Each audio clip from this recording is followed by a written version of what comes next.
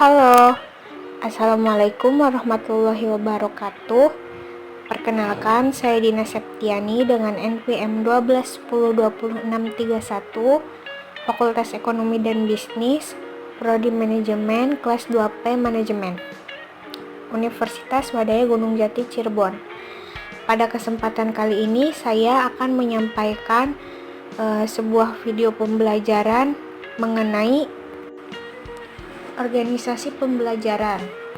Tujuan dari video pembelajaran kali ini adalah untuk menambah wawasan serta pengetahuan lebih jauh lagi mengenai organisasi pembelajaran.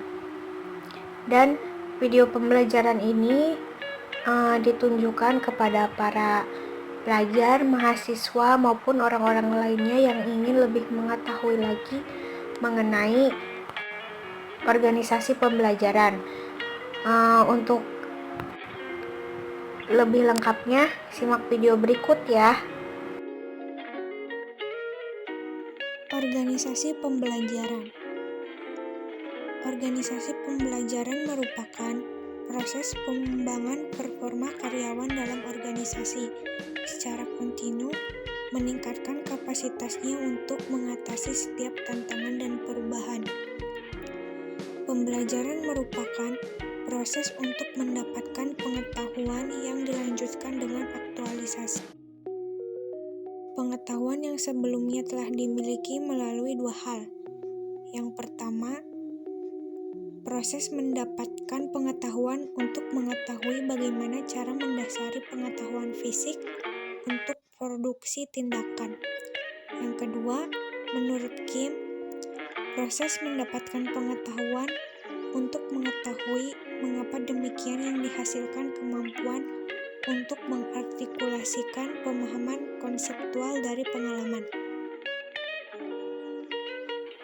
Selanjutnya, tingkatan organisasi pembelajaran. Yang pertama, berpikir sistem. Berpikir secara keseluruhan terhadap interaksi antar unsur dalam batas lingkungan tertentu yang bekerja mencapai tujuan. Selanjutnya, mental model. Kemampuan sikap mental atau model mental yang dimulai dari penguasaan pribadi yang tinggi dalam keadaan hidup selalu belajar. Selanjutnya, tim pembelajaran. Pembelajaran dalam tim dimulai dengan dialog, merupakan kemampuan anggota tim untuk menunda asumsi dan masuk ke dalam pikiran bersama. Selanjutnya, personal mastery.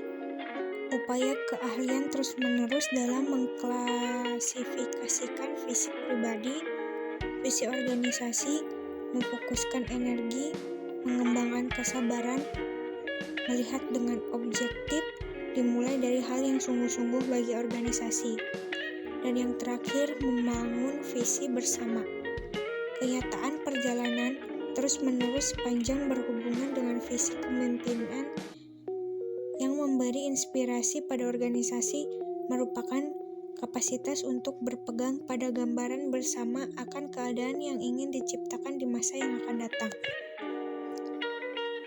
Teori pembelajaran dalam organisasi. Terdapat 3 teori pembelajaran dalam organisasi. Yang pertama, operant conditioning.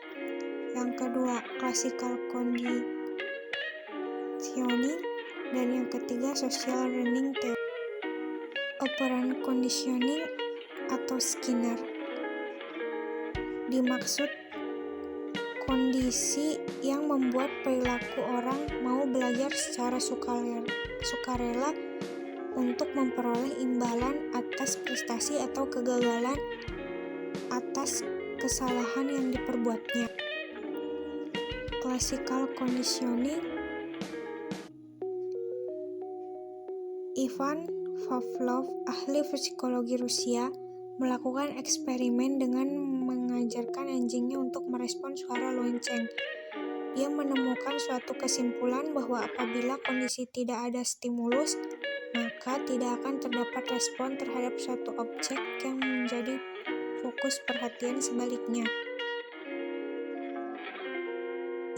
social learning theory. Robbins menguraikan tentang social learning bahwa orang atau masyarakat akan melakukan pembelajaran melalui pengamatan dan pengalaman secara langsung tentang terjadinya masalah atau objek. Adapun model pembelajaran masyarakat, yang pertama yaitu proses memperhatikan, yang kedua proses mengingat, yang ketiga proses mesin untuk meniru, dan yang terakhir proses pemberdayaan atau penguatan.